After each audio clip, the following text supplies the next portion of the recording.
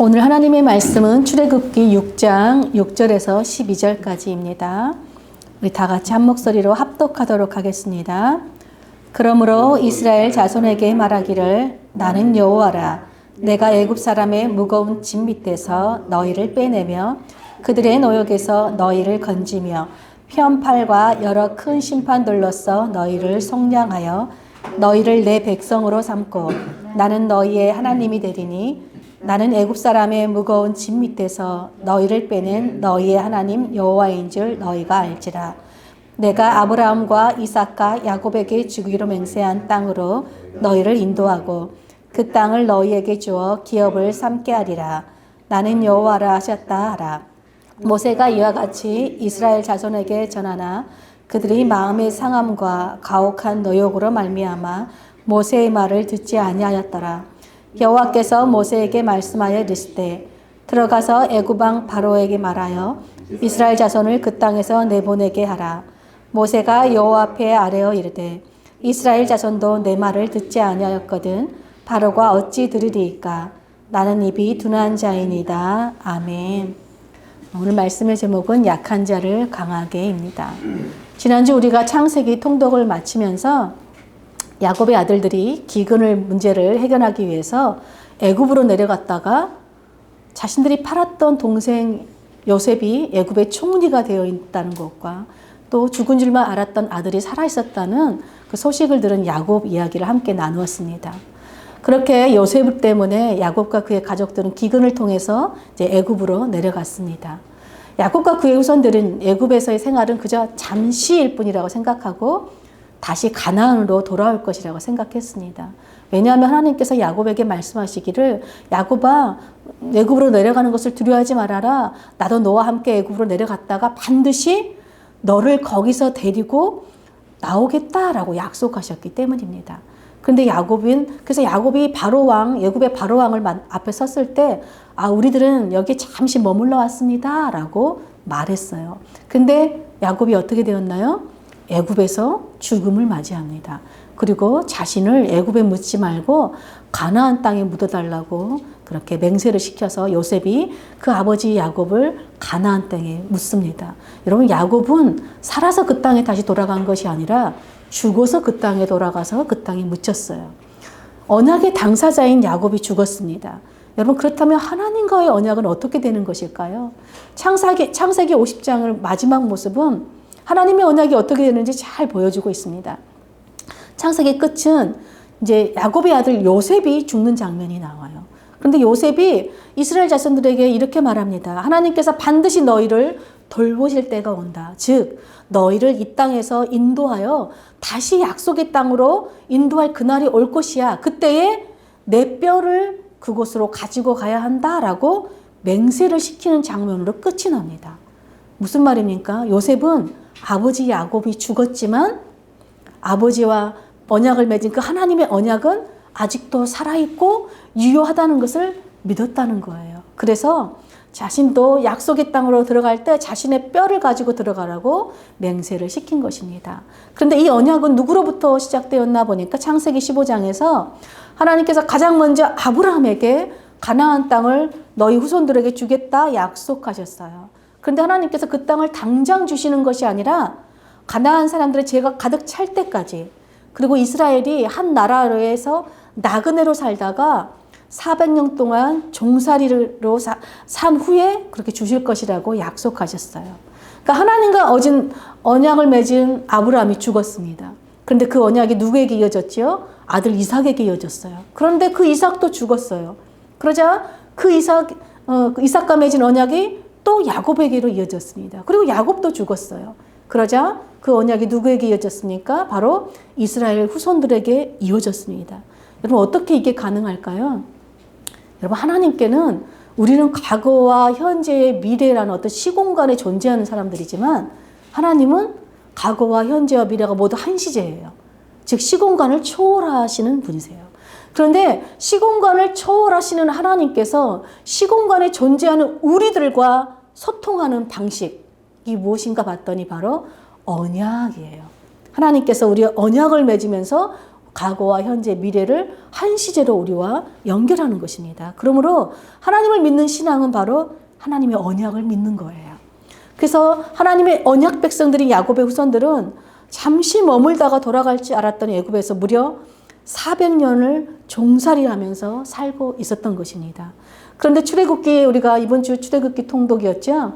1장 9절에 보니까 야곱이라는 한 가족이 애굽에 내려갔는데 어느새 1장 9절에 보니까 이스라엘 민족이 될 만큼 생육하고 번성하여서 그 땅에 충만하였다라고 기록해요.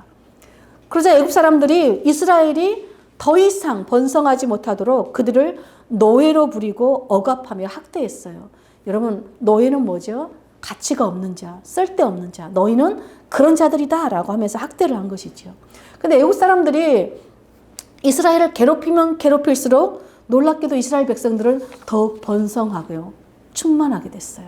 그자 결국 이 애굽의 바로 왕은 히브리 남자아이가 태어나면 강에 던져 죽게 하고 여자아이만 살려두라고 명령하기까지 합니다. 여러분, 생육하고 번성하여 땅에 충만케 하시는 하나님을 정면으로 지금 바로가 대적하고 있는 것입니다. 그래서 이스라엘 백성들이 이 애굽 왕 바로의 학대로 인해서 너무 고통스러우니까 신음하고 하나님께 부르짖었어요. 그래서 하나님께서 아브라함과 이삭과 야곱과 맹세하신 그 언약을 기억하셨어요. 즉 하나님께서 언약을 잊어버리고 계시다가 이들이 부르짖는 소리 듣고 기억하신 것이 아니라 하나님은 이미 애굽에 그들과 함께 하시면서 그들이 땅에 충만하고 번성할 수 있도록 이미 그들 가운데 함께 계셨던 것입니다. 그런데 마침내 하나님께서 하나님의 그 언약을 이룰 한 사람을 준비시켰어요. 그 사람이 바로 모세입니다. 여러분, 이스라엘 백성들은 지금 당장 죽을 지경이에요. 학대로 종살이로 너무 고통스러워요. 그러면 장성한 모세가 딱 등장해서 이스라엘 백성들을 빨리 지금 그 모든 상황에서 구출해야 되는 게 맞는 것 같아요. 그런데 하나님께서 준비한 사람이 누구예요? 아기 모세가 태어나요. 아기 모세. 여러분, 아기 모세가 또 태어난 때가 언제예요? 남자아이가 태어나면 강물에 모두 버리라고 하는 그때의 아기 모세가 태어나는 거예요. 그러면 아기 모세의 탄생은 소망이 아니라 절망인 것이죠. 구원이 아니라 죽음인 거예요. 그런데 하나님께서 그 죽음의 강에서 모세를 건져내셔서 이 모세를 애굽의 왕자로 자라게 하세요. 이것은 어떠한 죽음 가운데서도 자기 백성을 건져내시는 하나님의 그 구원의 계획을 알리는 서막과도 같은 것이에요.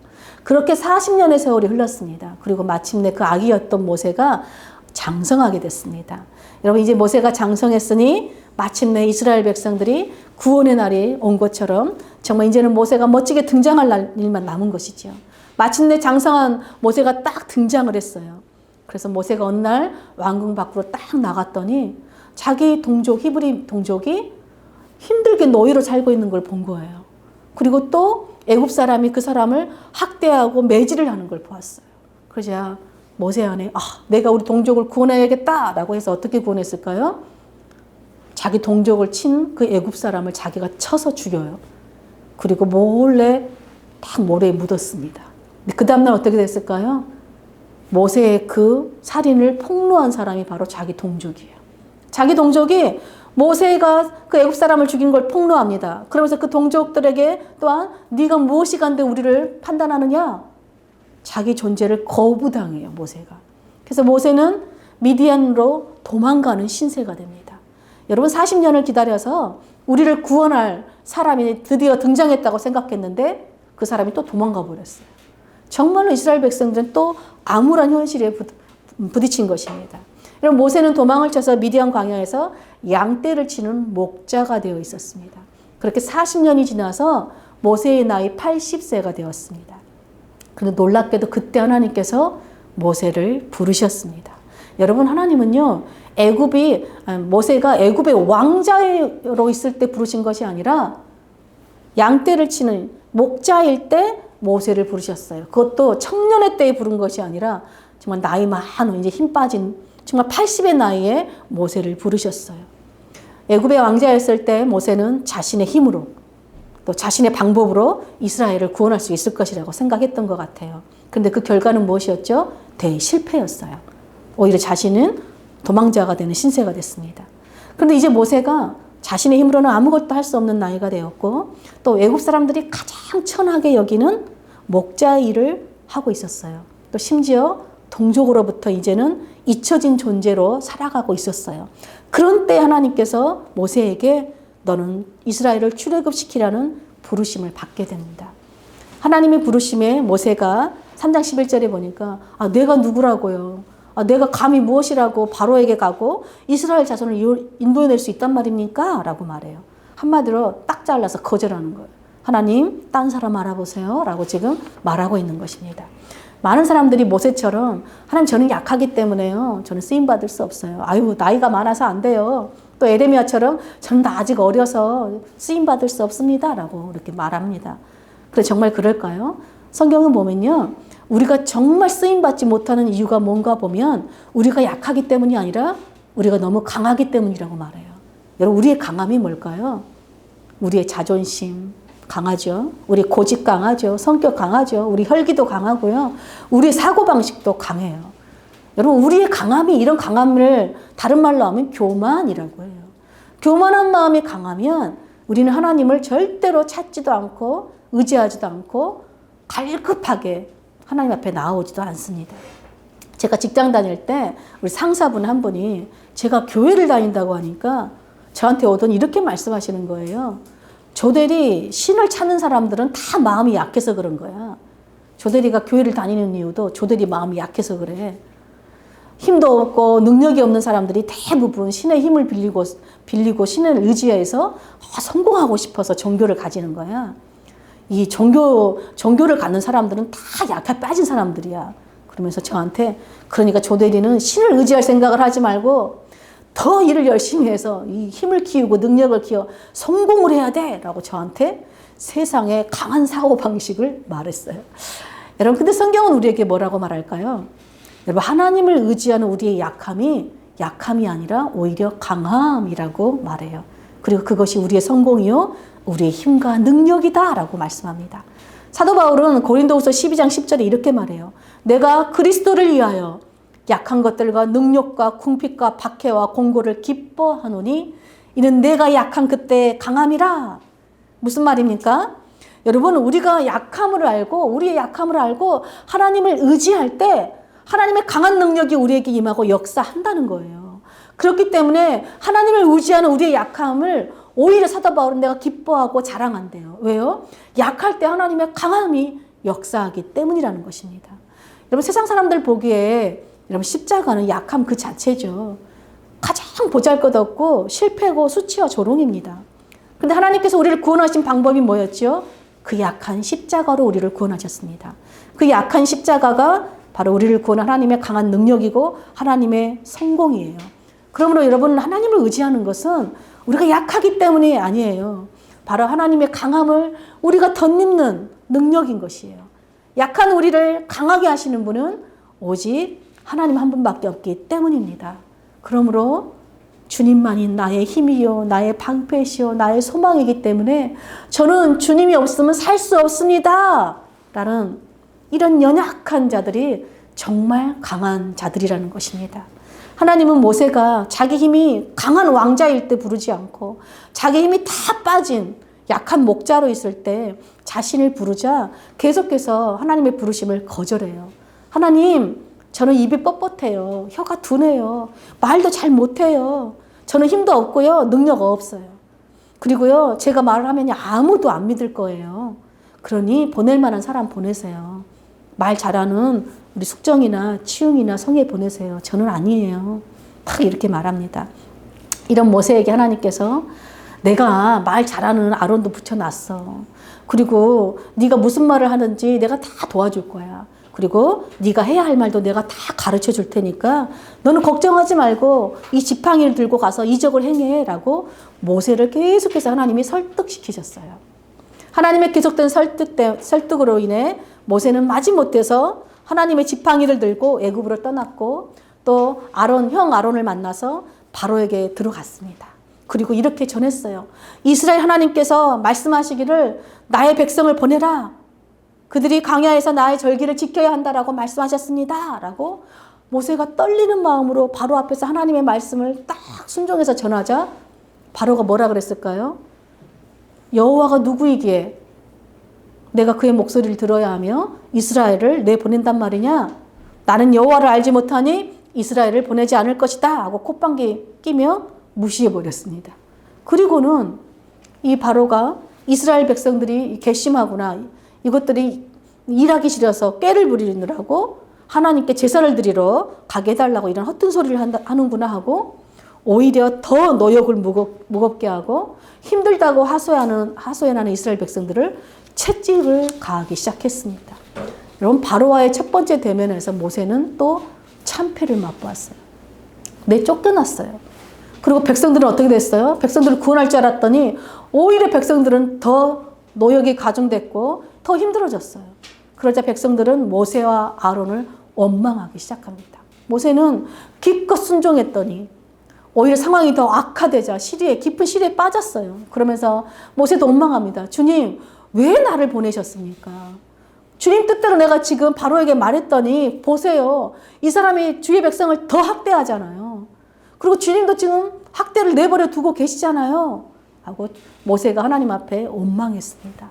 그래서 이런 모세에게 하나님께서 네가 강한 손으로 내가 모세에게 하나님 됨을 보는 걸 네가 보게 될 거야. 그리고 바로가 마침내 이스라엘 백성들을 내보내게 될 거야. 그러니 너는 이스라엘 자손에게 이 말씀을 전해라 이래요. 그 말씀이 뭐냐 보니까 우리 출애굽기 6장 우리 6절에서 8절까지예요. 우리 다 같이 한번 읽겠습니다. 그러므로 이스라엘 자손에게 말하기를 나는 여호와라. 내가 애굽 사람의 무거운 짐 밑에서 너희를 빼내며 그들의 노역에서 너희를 건지며 편팔과 여러 큰 심판들로서 너희를 속량하여 너희를 내 백성으로 삼고 나는 너희의 하나님이 되리니 나는 애굽 사람의 무거운 짐 밑에서 너희를 빼낸 너희의 하나님 여호와인 줄 너희가 알리라. 내가 아브라함과 이삭과 야곱에게 주기로 맹세한 땅으로 너희를 인도하고 그 땅을 너희에게 주어 기업을 삼게 하리라. 나는 여호와라 하셨다 하라. 여러분, 하나님 말씀에 순종했는데 오히려 더 상황이 악화될 때가 있어요. 우리는 하나님 말씀에 순종하면 모든 일이 술술술술 잘 풀릴 거라고 생각을 하잖아요. 그런데 더 악화될 때가 있다는 거예요. 그런데 이것조차도 하나님의 구원의 계획을 위한 그 계획 속에 포함되어 있다라고 하나님 말씀하세요. 그러니까 하나님께서 지금 상황을 더 악하게 만드신 진짜 이유가 있는데 그것이 무엇이냐? 바로 자신이 마치 하나님처럼 살고 있는 그 교만한 바로에게 하나님의 강한 손의 능력으로 진짜 하나님이 누구인지 알려주시기 위해서라는 거예요. 그래서 이 바로가 결국은 이스라엘 백성들을 내보낼 수밖에 없는 상황을 연출하시기 위해서 하나님께서 그렇게 하셨다는 것입니다.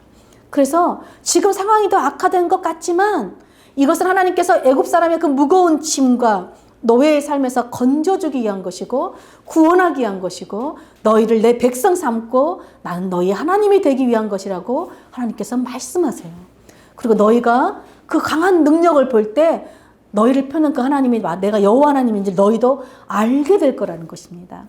그런 다음에 너희가 아브라함과 이삭과 야곱에게 주기로 그 약속한 땅으로 내가 너희를 그 땅으로 인도할 것이야 라고 하나님께서 위로하시고 소망의 메시지를 주시는 것입니다. 그렇게 하나님께서 모세와 이스라엘 백성들을 위로하며 설득했는데 그 말씀을 들은 이스라엘 백성들의 반응이 싸늘해요. 우리 9절 볼까요?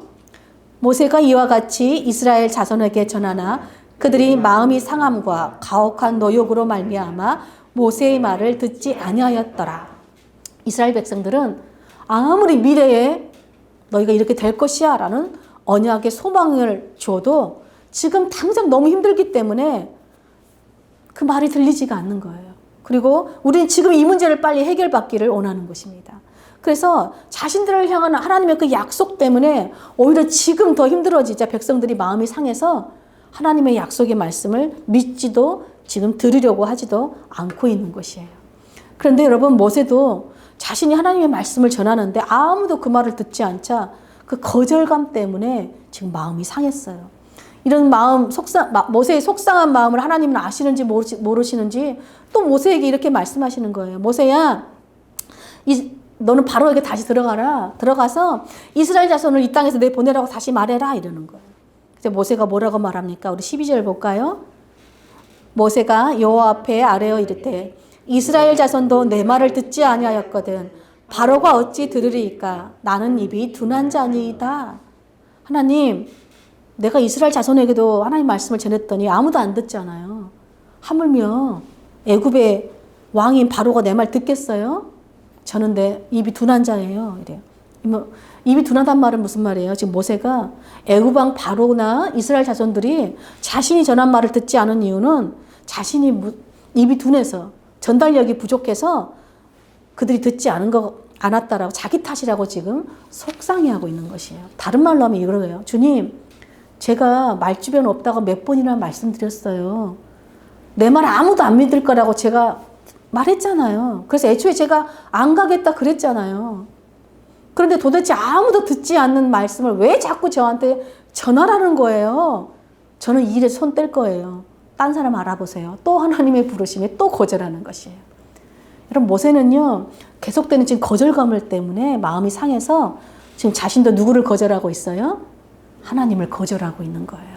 여러분, 온 세상의 창조주이신 하나님께서 피조물인 인간에게 계속해서 거절당해요.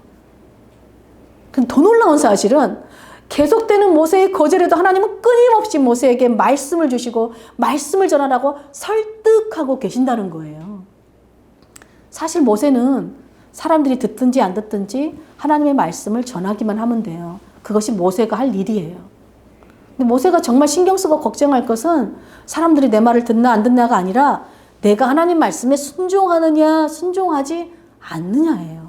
왜냐하면 사람들이 하나님의 말씀을, 모세가 전한 하나님의 말씀을 듣는 것과 안 듣는 것은 모세의 능력과는 아무 상관이 없기 때문에 그렇습니다. 여러분, 애굽의 바로 왕이 하나님의 말씀을 듣지 않는 것이 모세의 능력 때문인가요? 아니에요. 능력 없음이 아니라 그가 교만하기 때문에 그래요. 그가 강하기 때문에 하나님의 말씀을 거부하는 것입니다. 그럼에도 모세가, 그리고 우리들이 사람들의 거절을 두려워하는 이유가 무엇일까요? 여러분, 거절을 당하면요, 우리는 내 존재가 무시당했다, 거부당했다고 생각하기 때문에 그렇습니다. 여러분, 모세는요, 과거에 학대받는 자기 동족을 구하기 위해서 애굽 사람을 죽이는 것으로 자기 존재감을 드러냈어요. 그런데 어떻게 됐죠? 오히려 동족에 의해서 자기 존재가 거부당하는 아픔을 겪었습니다. 그래서 이 거절감 때문에 자신은 동족으로부터 난 필요 없는 존재다, 나는 잊혀진 존재다라는 이런 실패감에 사로잡혀 있었어요. 여러분, 모세가 정말로 말이 둔한 사람이었을까요? 모세는 바로의 왕궁에서 왕자로 자랐습니다. 왕자는 이 당시에요, 가장 좋은 많은 학문을 배우고 있었기 때문에 분명 말을 잘했을 거예요. 그런데 모세가 그 첫 번째 거절감과 실패감 때문에 이 자신감이 상실하여서 이제 누구 앞에서 말하는 것을 주저하게 된 것 같습니다. 이렇듯 우리의 과거의 아픔과 상처에 우리가 얽매여 있으면 우리는 현재의 내 자신의 모습을 올바르게 인식하지 못할 뿐더러 미래의 아름다운 약속과 소망에도 발목을 잡히는 삶을 살게 되는 것입니다. 이스라엘 자손들이 현재 자신들이 처한 노예로 사는 이 아픔과 상처 때문에 미래에 하나님께서 주신 아름다운 약속을 주시는데도 듣지 않고 거부해요. 그리고 모세 역시 과거의 그 아픔과 상처에 매여 있어서 자신에게 맡겨주신 그 하나님의 사명을, 그 아름다운 사명을 지금 거부하고 받아들이려고 하지 않고 있는 것입니다. 그러면 여러분, 우리의 아픔과 상처의 문제를 해결하는 것이 얼마나 중요한지 몰라요. 이 문제가 해결되지 않으면 우리는 구원도 거절할 수 있기 때문에 그렇습니다. 그런데 모세는 자신은 입이 둔한 사람이다라고 계속 말하는데 가만히 보니까 여전히 자신의 강한 존재감을 드러내고 싶어 하는 것 같아요. 왜요? 사람들이 자신이 말을 하면 인정해주고 듣고 믿고 칭찬해주기를 바라고 있는 거예요. 자신의 존재감을 여전히 사람의 인정과 칭찬에서 확인받으려고 하고 있다는 것이에요. 여러분, 진정한 자기 존재감은요, 누군가 나를 알아주고 인정해주는 게 아니에요. 하나님 없이는 나는 아무것도 할 수 없는 약한 존재라는 것을 내가 인정하고 아는 거예요. 하나님의 도움이 없이는 나는 살 수 없다라는, 그래서 끊임없이 하나님의 도우심을 구하는 그 약함으로 하나님을 의지하는 것, 이것이 진짜 우리의 강한 자기 존재감입니다. 그렇다면 하나님께서 이 모세에게 계속해서 거절당하시면서까지 끊임없이 모세에게 말씀을 전하라고 모세를 설득하고 계실까요? 여러분, 말씀이 아니고는 우리의 과거와 현재와 미래를 하나로 연결하는 방법이 없기 때문에 그래요. 여러분, 현재 야곱의 자손들이 이스라엘 민족으로 번성하고 충만케 된 것이 무엇 때문입니까? 하나님의 약속 때문이었어요. 미래의 이들이 구원받고 가나안 땅으로 갈 수 있는 것도 하나님의 약속의 말씀이 있었기 때문에 가능한 것입니다. 여러분, 과거와 현재와 미래를 연결하는 것이 바로 하나님의 말씀, 언약의 말씀이기 때문에 그래요. 또한 하나님의 말씀이 아니고는 여러분, 우리를 올가매는 과거와 현재의 아픔과 상처를 끊어버리고 미래로 나아갈 수 있는 방법이 없기 때문에 그렇습니다. 여러분, 말씀이 아니고는요, 모세의 그 거절감, 실패감의 문제를 해결할 수가 없기 때문에 그렇습니다. 오직 말씀만이 우리를 모든 아픔과 상처에서 새롭게 거듭나게 하는 것이 말씀뿐이기 때문에 그렇습니다. 과거의 아픔과 상처에 매여서 자신의 존재감도 거부할 뿐만 아니라 하나님의 사명을 거부하는 모세에게 하나님께서는 계속해서 말씀하는 거예요. 모세야, 너는 이스라엘을 출애굽시키기 위해 내가 택한 나의 종이다. 너는 가장 합당한 사람이다. 라고 말씀을 통해서 여러분, 하나님 안에서 새로운 존재감과 사명감을 심어주셨을 뿐만 아니라 거절감으로 인해서 사람 앞에서 말하는 것을 두려워하는 모세에게 내가 아론을 대신해서 말하게 할 테니 너는 걱정하지 말아라 하면서 모세의 모든 상처까지도 보듬어 주시고 배려해 주셨습니다. 또한 노예로 살고 있는 이스라엘 백성들에게는요, 그 육체의 고단함 때문에 그 마음이 상해서 하나님의 약속을 듣지 않고 믿지 않으려는 그들에게 나는 너희를 애굽에서 인도하여 약속의 땅으로 들어가게 하는 너희 하나님이고 너희는 내 백성이다. 계속해서 말씀을 주시는 거예요. 즉, 너희는 더 이상 바로의 통치를 받는 애굽의 노예가 아니다. 아무 가치 없는 그런 노예가 아니라 너희는 내 백성, 하나님의 통치를 받는, 하나님의 말씀의 통치를 받는 하나님의 백성, 하나님의 군대라는 새로운 정체성과 사명감을 계속해서 말씀으로 하나님께서 심어주시는 것입니다. 사랑하는 여러분, 누구든지 하나님의 언약의 말씀을 듣고 믿는 자들은 아무리 상처로 또 아픔으로 약한 자들일지라도 사명을 감당하는 강한 존재, 존귀한 존재가 됩니다. 믿으십니까? 여러분, 하나님의 말씀은요, 우리로 하여금 나는 이 세상에서 필요한 존재이고 하나님의 존귀한 자녀임을 일깨워 주어서 우리의 모든 아픔과 상처를 치유하는 강한 능력이 되기 때문입니다. 거절감 때문에 자기 존재감마저 부인했던 모세는 형 아론과 함께 이스라엘을 출애굽시키는 사명을 감당하는 지도자로 거듭나게 돼요.